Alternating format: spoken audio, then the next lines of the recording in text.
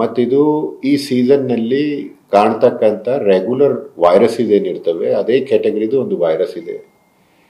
ಇದು mild virus ಆಗಿರ್ತದೆ ಮತ್ತು ಇದಕ್ಕೆ ರೆಸ್ಪಿರೇಟರಿ ಟ್ರ್ಯಾಕ್ ಇಂದಲೇ ಸ್ಪ್ರೆಡ್ ಆಗ್ತದೆ, ಸ್ನೀಸಿಂಗ್ ಆ್ಯಂಡ್ ಕಾಫಿಂಗ್. ಸೊ ಇದಕ್ಕೆ ಪ್ರೊಟೆಕ್ಟಿವ್ ಮೇಜರ್ಸ್ ಅಂದರೆ ಸ್ವಲ್ಪ ರೆಸ್ಪಿರೇಟರಿ ಹೈಜೀನ್ ಅಂದರೆ ಕಾಫ್ ಮಾಡುವಾಗ, ಸ್ನೀಸ್ ಮಾಡುವಾಗ ಪಬ್ಲಿಕ್ ಪ್ಲೇಸಸಲ್ಲಿ ಮೌತ್ ನೋಸ್ ಕವರ್ ಮಾಡಬೇಕು.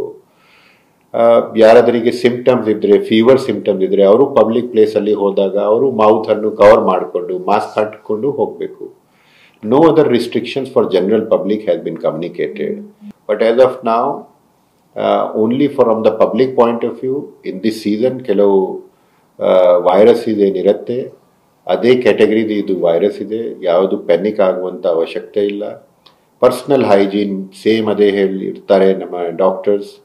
Hand hygiene, hand frequently wash ಮಾಡಬೇಕು. ಯಾವುದು ಸರ್ಫೇಸನ್ನು ಟಚ್ ಮಾಡಿದರೆ then don't bring that hand near your mouth and nose. And ಅದೇ ನಾನು ಹೇಳಿದೆ, ಕಾಫಿಂಗ್ ಆ್ಯಂಡ್ ಸ್ನೀಸಿಂಗ್ ಮಾಡುವಾಗ ಪ್ರೊಟೆಕ್ಷನ್ ತಗೊಳ್ಬೇಕು. That itself is there. And in any case ಯಾವುದು ಫೀವರ್ ಎಲ್ಲ ಬಂದಾಗ ಡಾಕ್ಟರ್ಸಿಗೆ ಕನ್ಸಲ್ಟ್ ಮಾಡೋದು ಇದ್ದೇ ಇರುತ್ತೆ. There is nothing to worry as of now. Sir, ಅಂದ್ರೆ ಈಗ ಟೆಸ್ಟಿಂಗ್ಗೆ ಹೇಳಿದಾರ ಅಥವಾ ಇಲ್ಲ ಇನ್ನು ಮುಂದೆ ಮಾಡಬಹುದು ಅನ್ನೋ ಚಾನ್ಸಸ್ ಇದೆ ಅಂತ ಹೇಳಿದಾರ?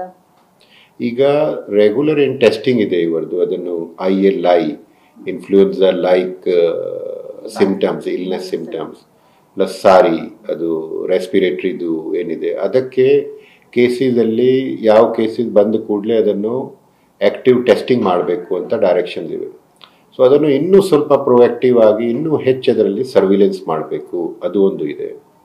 ಪ್ಲಸ್ ಇದೇ ವೈರಸ್ಸಿಗೆ ಏನು ಬೇರೆ ಹೆಚ್ಚುವರಿ ಟೆಸ್ಟ್ ಏನಿದೆ ಅದು ICMR ಇಂದ ನಮಗೆ ಇನ್ನೂ ಡೈರೆಕ್ಷನ್ ಬಂದಿಲ್ಲ, ಆದರೆ ಕೊಡ್ತಾರೆ ಅಂತ ಕೇಳಿದ್ದೆವು. ಅದನ್ನು ಬಂದರೆ ಅದನ್ನು ಚಾಲೂ ಮಾಡ್ತೇವೆ.